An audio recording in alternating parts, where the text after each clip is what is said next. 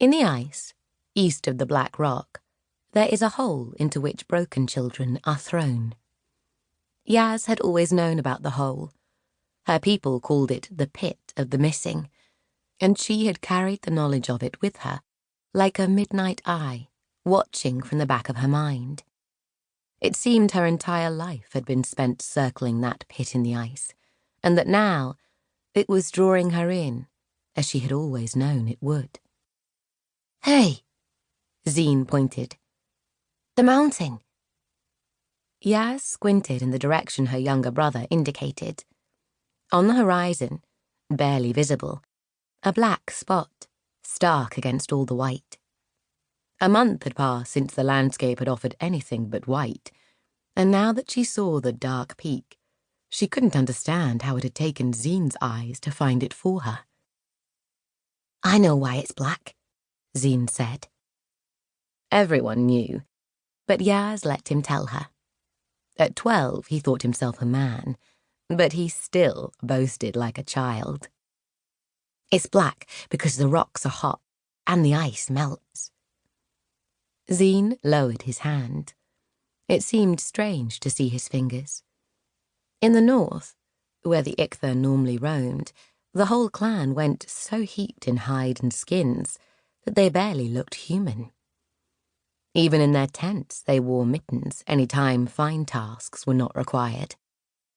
It was easy to forget that people even had fingers. But here, as far south as her people ever travelled, the Ichther could almost walk bare-chested. Well remembered. Yaz would miss her little brother when they threw her into the pit. He was bright and fierce, and her parents' joy. "You've spotted it, then?" Quell came alongside them. He had no sled to drag and could move up and down the line, checking on the 30 families. He nodded towards the Black Rock.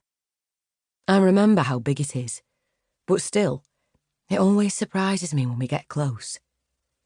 Yaz forced a smile. She would miss Quell, too, even though at 17 he boasted nearly as much as Zine. "Always?" she asked. Quell had been to the gathering twice, once more than her. "Always." Quell nodded, almost concealing his grin. He held her gaze for a moment, with pale eyes, then moved on up the column. He passed Yaz's parents and uncle, who between them pulled the boat sled, pausing to swap a comment with her father. One day soon, he would have to ask her parents for permission to share Yaz's tent. Or so he thought. Yaz worried what Quell might do when the regulator picked her out. She hoped he would prove himself grown enough to embrace this fate and not shame the Ichther before the southern tribes. "Tell me about the testing," Zine said.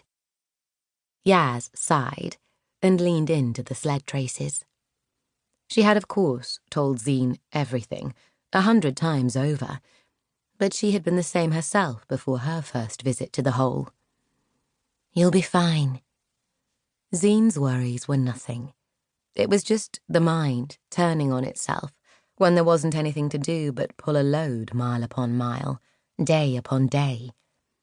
The journey had proved difficult, the ice rocking up before them in pressure ridges, as if seeking to impede their progress.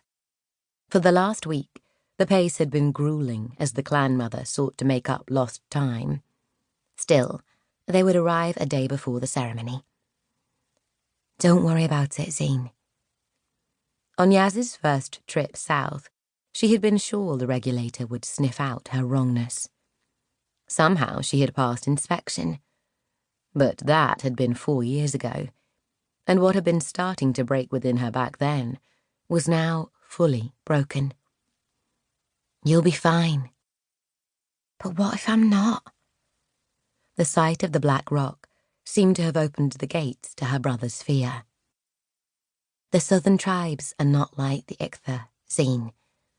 They have many that are born wrong. We have to be pure. Weakness was bred out of us long ago." She lied. "When you walk the polar ice, you were either pure or dead.